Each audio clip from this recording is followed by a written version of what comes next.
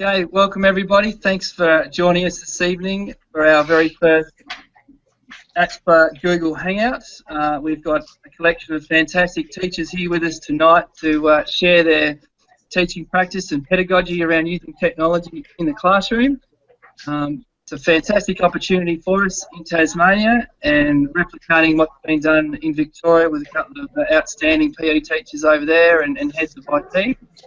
Hopefully this will lead us into the future of professional learning and something that ACHPER hopes to offer to its members from here on in.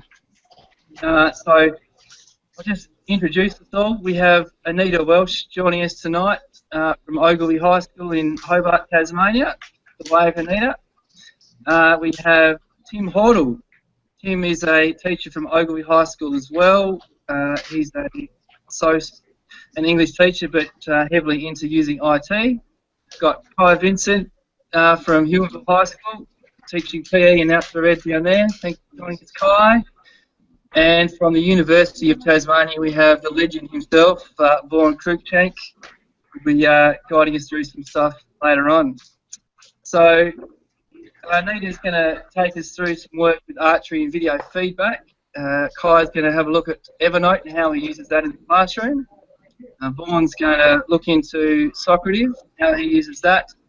Tim has an iPad game that he uses for collaboration, and I'm going to screen share my iPad and have a look at how I use iDocument in a classroom. So we're going to keep everything to about 4 to 5 minutes and roll through it, and we'll see how we go. So Kai is going to kick us off this evening. So thanks very much, Kai, and over to you. Okay. Look, I hate to disappoint everyone, but my use of Evernote is not particularly related to in-classroom stuff, but it's been a tool that we've been using down at Hewinville for a while, and it's just the most awesome tool for organising a lot of my work that I'm doing. I'm in an AP role down there at the moment, and we're doing a whole lot of school reform around school improvement, and I found the Evernote stuff just to be really, really quite useful for organising lots of information from everywhere. So I'll just share my screen for you in a second, and I'll give you a bit of a rundown on what it's all about. So basically, the Evernote platform is a free program, but there's also a premium version of it, and it's essentially a tool that allows you to collect and collate information from any source that you can possibly imagine. The screen that you've got up in front of you at the moment is a whole lot of research that I've collected over the time.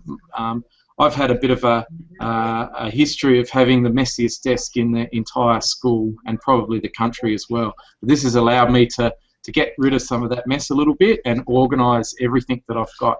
So to give you an example of some of the things that you can collect and create as notes in this in Evernote, you can upload photos, you can upload photos of text, you can articles, you can use it as a word processor and record meeting notes, you can capture research papers, you can capture PDFs, bills, personal bills from your own home, and you can create a paperless office, all of those things. The best tool that I've found that's within this program is an attachment that you add to Google Chrome or another browser, and it's a clipper.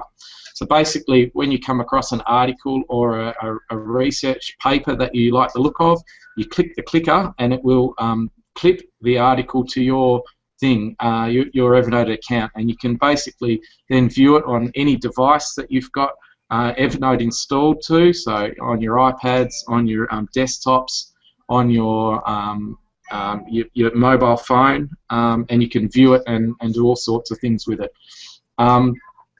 Evernote, you need a way of being able to organise all that stuff once it gets on here, and the most useful way of doing it is by using these tags on the left-hand side that you can see down the screen. So tagging and coming up with a really good system to tag your notes that you have coming up into Evernote is really important, and allows you to then search things. The other really cool feature of it is basically the search feature at the top. So any note that you've clicked to Evernote is searchable by text, and that includes things like handwritten notes. So if you were to make a handwritten note in an exercise book or something and then take a photograph of it, it will then, your search function in the program will then text recognize your handwritten text, and you'll be able to find things that way. I don't use that feature a lot, but I'd certainly use the tags to find things.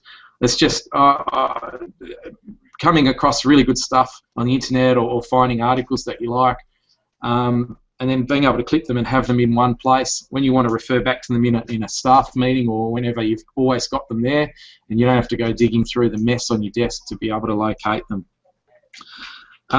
There are people, quite a few people, teachers and educators, that have used Evernote in classrooms, but my use of it so far has been just to coordinate and organise all sorts of bits and pieces of information that I've managed to collect over the last sort of 12 months or so, and that's been the most useful use of it for me. It just saves you having to bookmark things. Like if you find a really good article on the net, you're not bookmarking it, but you're actually clipping it, and then it's viewable from anywhere that you've got a device, which is really quite handy. The only thing that you need to be a little bit aware of is that our TAS DOE policies have certain restrictions on what you can and can't put up on a cloud sort of storage setup. So you've got to be careful. Like, I'd really like to use this as a meeting note tool. So anytime I would meet with a student or with a parent or whatever, I'd really like to be able to make a record of it in here, and then have basically treat it like a diary. But unfortunately, with the policies the way they are at the moment, you just need to be really careful as to what you actually upload and put on there. So sensitive stuff can't really go up there, but for general information, it's great. It's just a fantastic tool, and the more you use it, the better it becomes. The more stuff you get onto your particular account, the more useful you find it. That's about it, Coe. I guess any questions on Evernote? Fantastic. Thanks, Kai. That's absolutely terrific. I've learnt a fair bit there. Do the tags come with the standard version, or do you have to get the premium? Oh no, the tags you create yourself, so that you can get that on the free version, but you just got to think about pretty cleverly how you're actually going to create your tags to make them useful. And the more tags you put in, the better off it is. And I've sort of started to get it, and I'll cut a few tags and add a few tags, and it's just a really good way of doing it. Yeah. How many notebook stacks have you got? Do you use a lot of that, or do you use the tags mainly? The tags. So if you organise all of your notes by notebook, you're limited to putting a note or an article or whatever it is into one notebook, which is a bit restrictive. So if you use tags, you can tag an article with multiple tags, which then makes it a little bit more useful and searchable. So typically, a research article that you pull up, you'll tag the topic or the content. The author usually, and makes it easy to find stuff written by particular people, and then maybe even what you're actually going to intend on using it for, so who your audience is when you're going to refer back to it, full staff, senior staff, whatever it might be. Yeah, brilliant. Very good. Well, thanks, Kai. That was absolutely fantastic. So there should be people out there that get a fair bit out of that one. Very hard to stick this 4-5-minute time limit, I can tell you. So yeah, excellent stuff. All right, we'll switch over to Anita now, and she's going to guide us through some video feedback technique she used with archery. So good on you. Over to you, Anita. Thank you. I'd just like to say first up that this is something really new to me, using some feedback in my teaching, so the video feedback. So it was a real trial and error. I'm just going to share my screen to get to a presentation for you. Alright, so a lot of the technology was all incidental. So initially it was just all about the devices for recording and some YouTube clips. The other things I hadn't really thought too much about and progressed as I found a need for them. So use some devices such as iPads and their iPhones, YouTube clips, ended up going into some Google accounts for the students, some Google Drives, some QR codes, and some Google Forms. So it developed quite quickly. The task that the students needed to do was to watch a skilled archery performer on YouTube. They had to go then outside and perform the skill, an archery shot 3 different times, and have a partner video them from 3 different angles, so from each side and behind. Once everyone in their group had performed the skill, they needed to go back and watch the performance and then give feedback on their own performance and receive feedback from a peer based on watching their performance. Once they'd done that process, they needed to complete the skill again 3 times, so the same 3 angles, and video it and comment on any improvements and future focuses for the improvement of the skill. As I said, it was a fair bit of trial and error. So the things that worked well were the students were actually really good at just getting in there and having a go at performing the skill. The girls were also really good at filming the skills, so they were more than happy to play around with the technology. Their students' ability to give feedback was fairly basic, and the concept of the task I think worked well. What needed improvement from all of that was the student access to and their willingness to use their devices. So we had a few issues with, I guess, shortage of devices and things like that, and having only a couple of iPads being accessed at the school just made that a little bit tricky. So that was something that we needed to focus on for the future. Worked out that I needed to do some really explicit teaching of how to give feedback, and that would have really helped the students in what they needed to do. I did it just expected a little bit too much of them at that point in time. Needed to figure out a less distracting way to view the videos. So in a nutshell, each group had about 6 or 7 students in it, and they needed to share the one device to look at their performance. So as far as time was concerned, it wasn't really an efficient way to view that. So that was just some things I thought I needed to work on.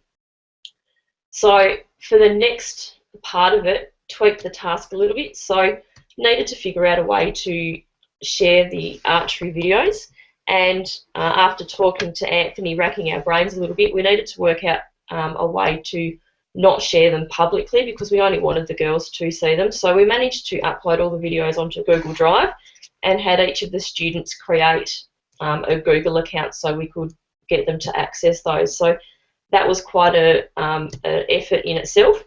We then created unique QR codes for each student video, and I'll speak about how I managed to do that in a minute, and then shared the videos with the students either by a QR code so they could scan it onto their device, or they could we could just share the link to it via email. What I found improved from this was the students' ability to view their own performance, so they could focus just on their own performance. They didn't have to worry about anyone else's. They could re-watch it as many times as they wanted without being interrupted by other students. It was a less distracting environment, so I took the viewing of the videos into a classroom. So it was quieter. The students were a bit more focused being in a classroom. There was more time on task and less student behaviour issues because they could focus just on their own video. And what came from this is the girls managed to give some quality feedback and had a greater understanding of what they actually needed to do to improve their archery. I've just got a couple of shots here of what some things look like for me. So the Google Drive, I would have had 20 students with 3 videos each all shared into the Google Drive. With the QR code setup, my experience with QR codes is just through, I guess, an app on a device. And I wanted a quicker way to be able to produce those QR codes, so I did a fair bit of Googling and came across this website called the Next Web, so it's worth checking out. You can view a YouTube clip or a video on bulk QR code creation. So from that, if you manage to get onto that site, you can just look down here and there's a link where you can view an actual Google Doc. So the QR codes are produced through a Google Doc. So I've managed to use that to produce a class set of QR codes, so personalised for each student. So that saved me a lot of time, and it's something I now use for other things when I need bulk QR codes. So certainly something to for everyone to look into. Just a little screenshot of when the girls were asked to give some feedback. They had some pictures that they could link back into, some instructions, and they just had a bit of a checklist. For this particular task, they just did that on paper. Didn't want to completely overload them with technology. And when our archery was finished, they had a Google form feedback that they needed to do, which they accessed on their own devices with a QR code. So a whole lot of technologies used there. The one thing that I'll add to that, and I'll just stop sharing my screen. Cool. Is the girls actually had an opportunity to go back out for another practical lesson and produce or perform the archery skills again. Unfortunately, I wasn't there for that lesson, and they had a relief teacher as well as a teacher in training who was with us in the first lesson. And the comment that the teacher in training said was that she could see a huge notice in the skills of the students. So I think by doing that feedback obviously has that fantastic outcome. So it's something that I'll definitely build upon this semester with my new grade 9 class when we do archery. So that's all from me, Chloe. If you've got any other questions, fire away. I'll just mute. Thanks, Nate. That's fantastic. I reckon that's really good. I'll just unmute the other mics of everybody, see if they have a question to ask. There we go. We're all back on now. Any questions there from you guys? Not so much a question, but a comment. I think I was actually at that lesson that you were away for, Anita, and the girls were absolutely putting me to shame with their archery skills. It was quite entertaining. I think they were popping a fair few balloons. Indeed, they were. Yeah. Yeah. Excellent work, Nate. And that's only early days. That was a while ago now at school. So there's been some evolution in our video feedback, tripod, and the soon-to-be projector and wall in the gym. So things are on the way. Good starting point. Good starting point. That's right. So we'll throw to you, Tim, if that's okay, if you're ready. I guess the technology I wanted to share is a game that I've been using with my grade 9 students. I'll get up a screen share for you. Ooh, except that's not the button at all. Here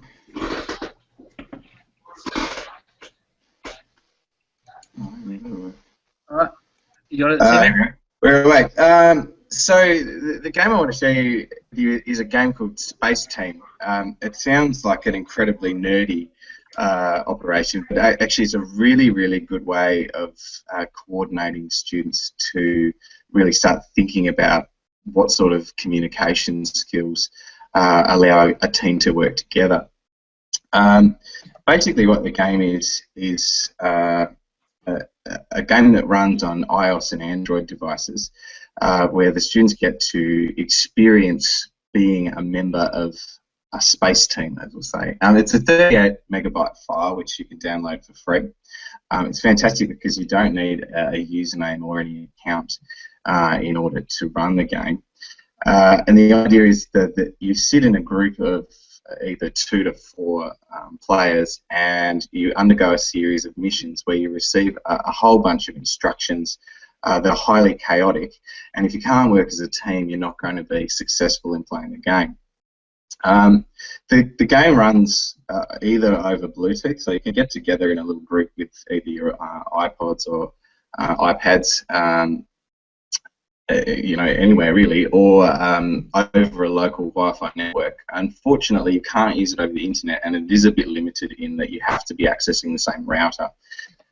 I think that it's a really cool app in that it forces you to transform the way kids are thinking about communication. There's no way that you could use this app and not actually, well, you couldn't undertake a task that I'm going to talk about in a moment in any other way. The Space Team app actually really takes the learning to a whole new level.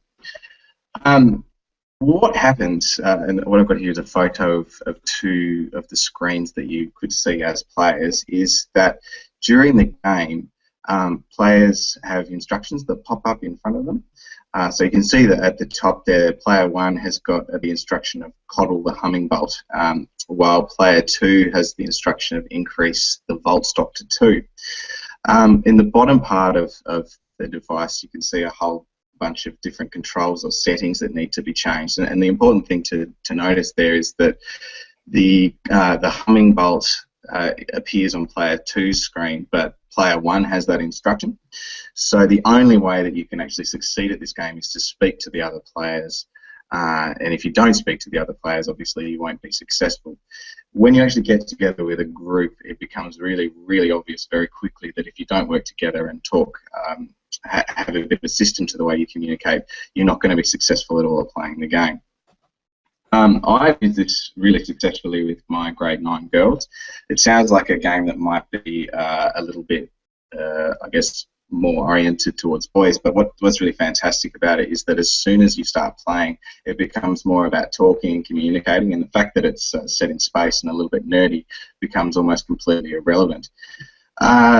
What I've got in front of you at the minute on the screen is sort of an example of various instructions that you might see, and as you can see on the left, you've got quite clear and obvious instructions.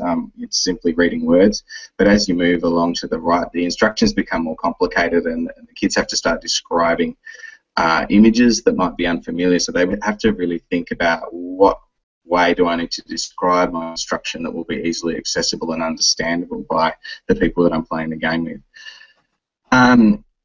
Setting up to play the game is actually reasonably straightforward. It is a 38 megabyte download, so you'd need to be planning a little bit ahead of time to get all the kids to have the app. But once they've got it, as long as they have like devices, so iOS with iOS and Android with Android, basically they can just sit next to each other or close by to each other, turn the game on, and the little people you can see in the waiting room there basically represent each of the players that are connected, and as soon as the game recognises that there's someone nearby to them, another person pops up in the game. You then push the little green button. When everyone pushes it together, you're straight into the game. My experience with the students is that Bluetooth tends to be more reliable than using Wi-Fi to play it. Wi-Fi, particularly on DOE networks, tends to cause more problems. There's just more, I guess, more opportunities for things to go wrong, especially if you're in a place where girls can connect, or students rather, can connect to more than one Wi-Fi hotspot. The way I use it is, first of all, start out, just play the game, have a bit of fun, then stop and brainstorm some different types of communication that they figured hindered or helped them to play the game. Usually I've found that there's one person in each group who's more interested in looking at other people's screens than their own, rather than actually just talking and sharing instructions. So there's some really good conversations that come about in terms of what actually do you need to do in order to be a good communicator. Then the idea is you set up, I guess, your space team rules and regulations. So you have some agreed norms about the way that you communicate in your group. You then give it another go and see if you can improve your high score, which the game keeps track of quite well for you. It also keeps track of the instructions that weren't successful at getting through and the instructions that were successful being communicated to your team members, and then obviously have a bit of a reflect about whether or not improving your score was achieved by having a set of agreed norms or ways that you were going to participate in your discussion. My experience is that it's a heap of fun. The girls that I played it with have got right into it. It became a bit of a craze in the hostel for a little while during winter, and I think it's gone off the boil a little bit, but the girls certainly have enjoyed it. I think it doesn't matter whether you're a kid or an adult, it's heaps of fun, and there's plenty to be learned from this particular app. That's all from me. If you've got any questions, I'm certainly happy to answer them. Sounds fantastic, Tim. Thank you very much for sharing. I'll just get everyone's mic back up again now. So, Tim, we got any questions for Tim over that fantastic bit of technology there? No? Okay, don't all speak at once. Fine. I think you've blown my mind there, Tim, trying to keep track of what was going on there. I'm going to have to rewatch the broadcast, I think. It is a little bit hectic, and I think one thing that says a lot about the technology is that I almost can't tell you how amazing it is forum. You really have to experience it to appreciate what it has to offer. Yeah, fantastic, Tim. Thanks very much. Absolutely superb. I think I've got my screen share working now, so I'll flip over to me, and then we've got Vaughan to follow. Yeah. Okay. Is that up on the screen, everyone? We got the Hangout on this. Have you got everyone seeing iDocio on the screen? Yep, that looks good. Yep. Okay. We'll roll with that. I'll just mute your mics. Okay. So I got onto this after going to see Jane McPherson last year at the ACHPER International Conference in Melbourne. She was absolutely fantastic over there and sold the use of iDocio fantastically. So I've sort of followed in her footsteps, and she's coming down to our ACHPER State Conference, so really looking forward to catching up again with Jane on the 12th of September. But so basically this is iDocio. I use it as a mark book, a bit of a planner, and as a video analysis sort of feedback tool with my classes. As a front screen there, you've got my classes are set up. Fitness Fanatics, grade 7 and Outdoor Ed. I can set up reminders on the right-hand side of the screen there about what I need to do. So as a first off thing, it's not too bad with the reminders. We'll jump into the classes, up here. So if I jump into my Outdoor Ed class, I'll bring some things up. So just as a quick sort of scan, you can see there it's got all the students on the left. You can have any column at the top that you want to. So I use this one for an attendance feature for my excursions. I can annotate, I can write notes about what's happened and if someone's brought a note and they're not participating in an excursion. So the use of this particular feature is fantastic. For risk management and signing out at school, I got to the phase where I'd be sitting on the front steps getting my whole class ready to go for an excursion. I'd quickly fill out a column. You've got the ability to hide all the columns and just leave the column you want relevant. And then clicking the button in the top right up there, I'll just be able to email that out straight to the office as a PDF. So I could sign out, have my class list done, ready. I'd have an electronic copy and a copy at the office within seconds. So that sort of really changed my teaching and cut down an immense amount of time and running around going out on an excursion. So that's one thing, and it's really good to track down, I guess, and you can see who's turned up for things and who hasn't. So that was our surfing lessons. Across to our rock climbing. So one example of using it for attendance there has been fantastic. One of the best things though that I've been able to do is use iDocio as a means of capturing video and then giving the assessment all in one. So this was a rock climbing example. And I've recently updated iDocio, so there's a few more features in there. So I was able to capture a student. So if I click on, you might not have seen that, if I click on student number 3 there, down the bottom of the screen there, it brings up a little window of some notes that pertain to her. So I can click on the little icon of the paperclip, I can click on her footage, and next thing you know, I've got an instant video attached to her with her rock climbing in town. So that's been really, really useful to do for her, and I can have a whole range of videos. I can attach all sorts of things to her. So just by holding my finger on a column in a particular angle, I can download a file. So last night I was able to re-put the videos in just using a Wi-Fi share, type that address straight into my browser, and basically drag and drop files that went straight through my Wi-Fi at home straight into this particular student, which was absolutely amazing. It was just fantastic to do it. Could also do that through Dropbox, Google Drive, or a OneDrive. So that's a new feature with some of those in there for the Google Drive. The other bits and pieces in here, I can click up this annotation box, so I can type some information in there about the student if I wanted to, and then or the student can come and type herself. So the ability which I haven't got to is I can email that out. That could get emailed straight as a student if I wanted it to do that. So that was a pretty cool feature as well. So that's been great, and I can capture a whole lot of stuff there as it comes through. And I used a point scoring system there. They were in groups and teams. So that's a really fantastic feature of iDocio, being able to film in that sort of situation. So that would be your one column setup, which is also good.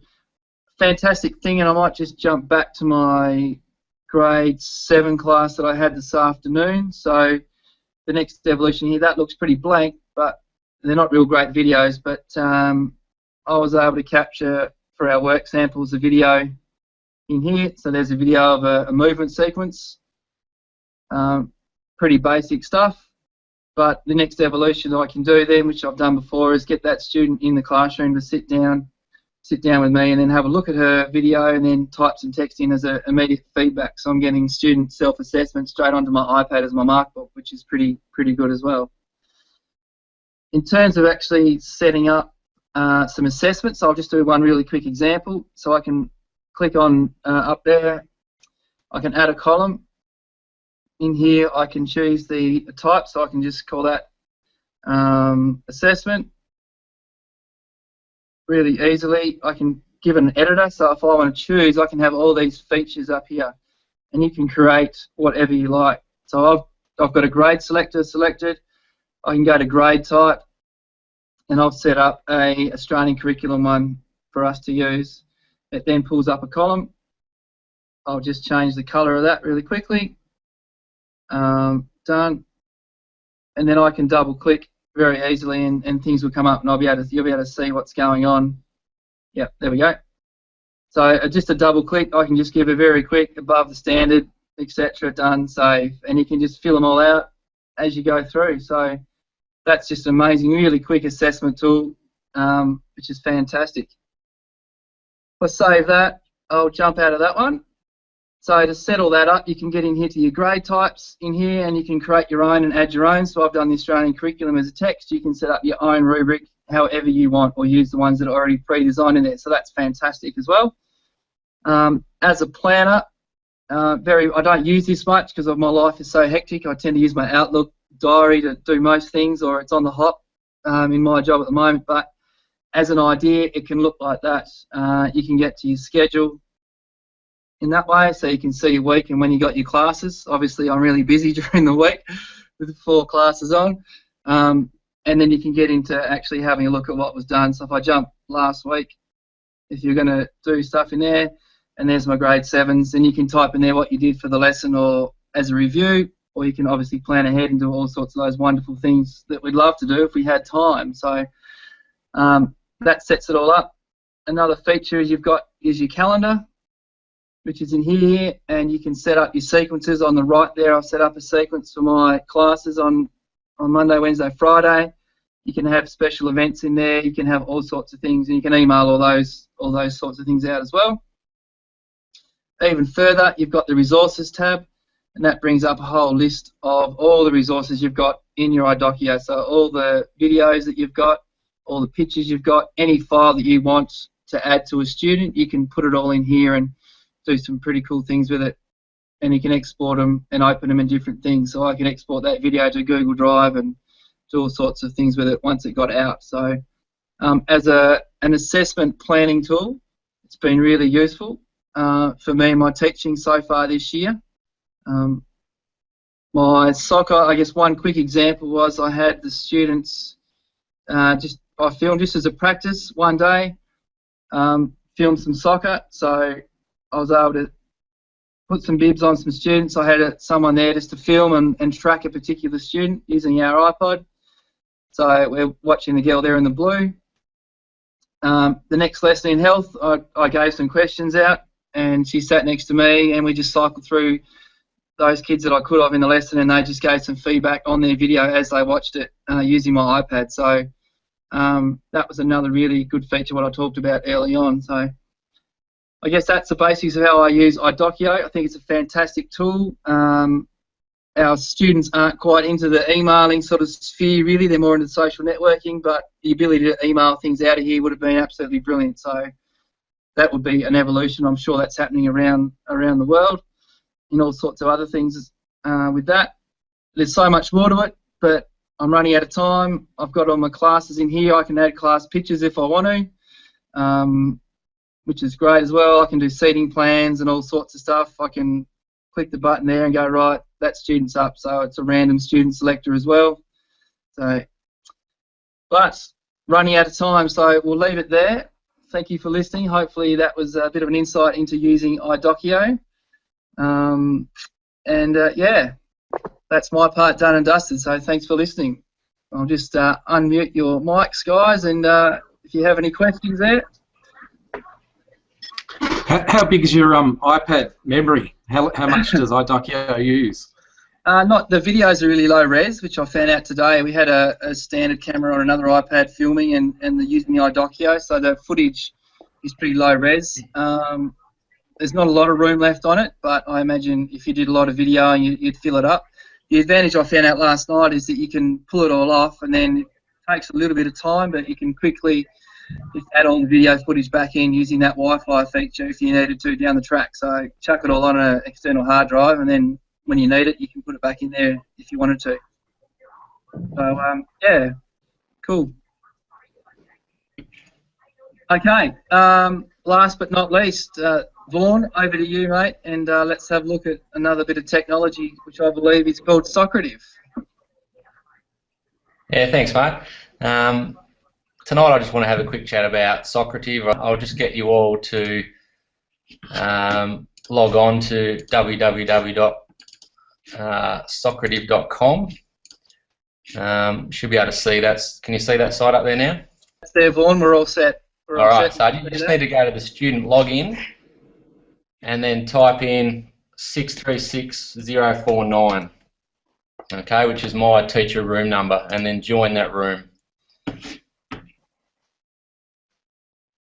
So I'll just change over to the teacher view, but that room number 636049 is up the top there.